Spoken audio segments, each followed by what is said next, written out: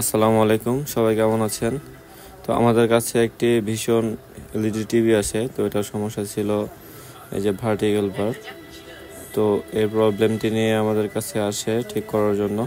তো আমরা মনিটরটি সুন্দর করে খুলে নিয়েছি। তো এখন আমরা এই যে ভোল্টেজটি চেক দেবো, ভিসিসি ভোল্টেজ, এটা দেখবো কত ভোল্ট আছে। এই যে 12 ভোল্ট, এটা ঠিক আছে। তো এরপরে আমরা চেক দেবো হচ্ছে ভিজিএস ভোল্টেজটি। তো ভিজিএস ভোল্টেজ, এটা ভিজিএস ভোল্টেজটি দেখেন 1.4 ভোল্ট। তো এখানে 26-27 ভোল্ট মিনিমাম থাকতে হবে। তো এরপর আমরা ভিজিএস এভিডিডি ভোল্টেজটা চেক দেবো, এভিডিডি ভোল্টেজটাও নেই। তো এরপরে আমরা দেখব হচ্ছে ভিজিএসএফ।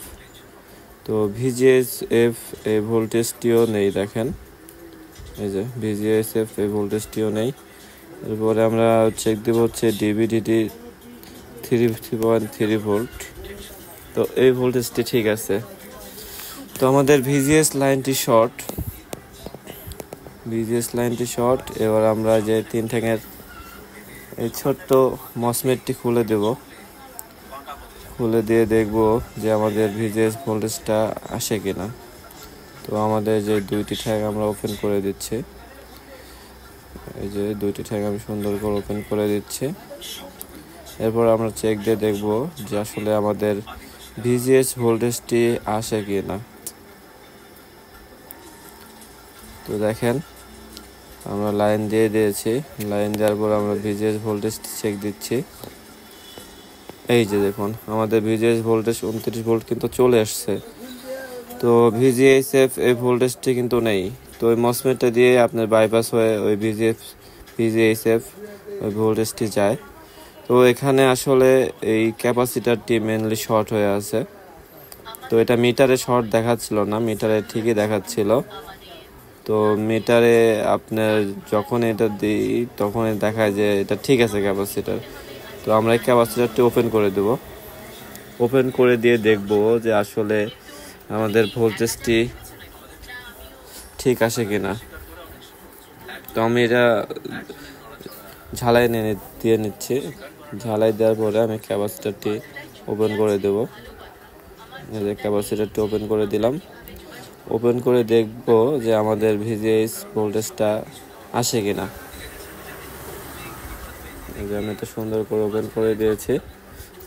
এরপরে আমরা ভোল্টেজটি মেপে দেখব যে আমাদের ভোল্টেজটি চলে আসছে কিনা। মিটারে দেখাচ্ছিল যে ওই ক্যাপাসিটারটি ঠিক আছে, কিন্তু আসলে ভোল্টেজ যাচ্ছিল না।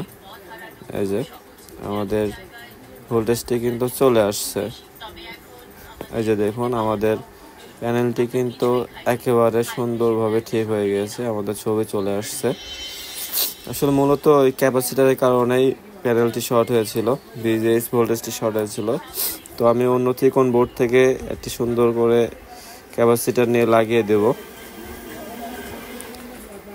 তো আমি ক্যাপাসিটারটি সুন্দর করে লাগিয়ে দিলাম।